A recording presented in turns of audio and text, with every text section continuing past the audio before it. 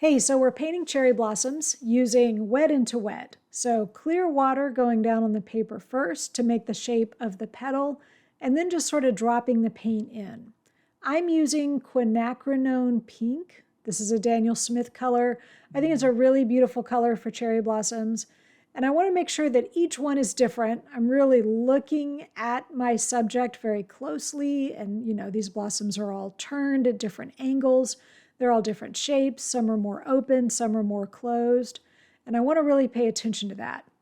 This kind of technique where you're putting a lot of water down and then dropping the paint in and letting it move around, this technique works really well as long as you're using great watercolor paper.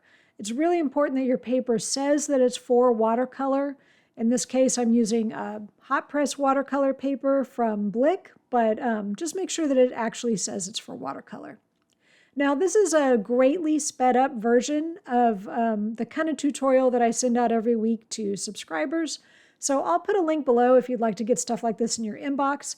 And of course, I do the full-length version with a lot more explanation and also a lot of different variations. This is one of only 3 that we did this week.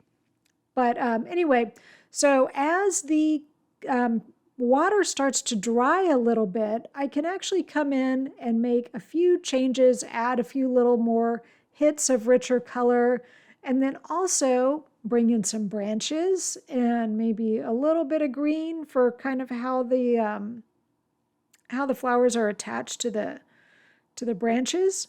So this is a mixture of sepia and Payne's gray. These are all Daniel Smith colors. And I'm just kind of dropping this in. I want it to be sort of casual, but also observed, really the sense that, yes, I was looking at this very closely and I can sort of see how there's like little bits of green just attaching the flowers to the stems.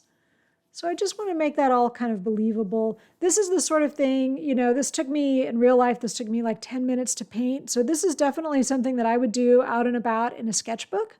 Does not have to be something that you do from home in your studio.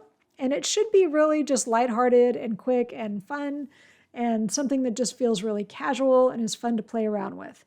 This lesson is the probably 5th or 6th one in a whole series we've been doing on basic watercolor techniques. So it's fun to take a really basic technique like wet into wet and figure out how to apply it to a subject like cherry blossoms.